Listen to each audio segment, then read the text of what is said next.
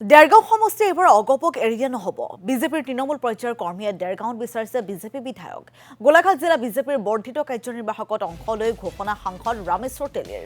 কোনকেইটা নতুন সমষ্টিত বৰ্তমানৰ বিধায়কৰ সলনি নতুন মুখক প্ৰাধান্য দিব সেই সন্দৰ্ভতো মন্তব্য দিলে সাংসদগৰাকীয়ে।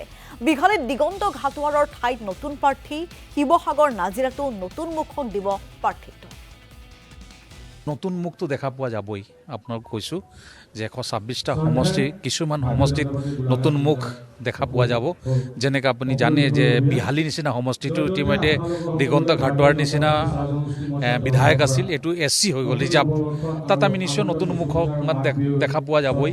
ঠিক তেনেকৈ আপোনালোক জানে যে আমাৰ টিয়ক তিতাবৰ সমষ্টিত নতুন মুখ দেখা পোৱা যাব। আমাৰ শিৱসাগৰ নতুন মুখ দেখা পোৱা যাব। নাজিৰাত নতুন মুখ দেখা পোৱা যাব। সুমন হৰিপ্ৰিয়া যিটো সমষ্টিত আছিল সেইটো ইতিমধ্যে নতুন মুখ দেখা পোৱা যাব। এনেকৈ নতুন মুখ নিশ্চয় দেখা পোৱা যাব। আৰু খুব সোনকালে মই জনামতে আমি হয়তো ফেব্ৰুৱাৰী ফাৰ্ষ্ট উইকত কেণ্ডিডেটৰ নামবিলাক প্ৰকাশ কৰা হ'ব। তিনিটাতো আমাৰ বিধায়ক আছেই। এই দুটা সমষ্টি দেৰগাঁও আৰু বোকাখাট। দেৰগাঁওটোত আমাৰ পাৰ্টীয়ে ডিমাণ্ড কৰিছে, আমাৰ যিসকল পাৰ্টীৰ কাৰ্যকৰ্তা আছে, যে এইবাৰ অসম গণ পৰিষদক এৰি দিব নালাগে। ভাৰতীয়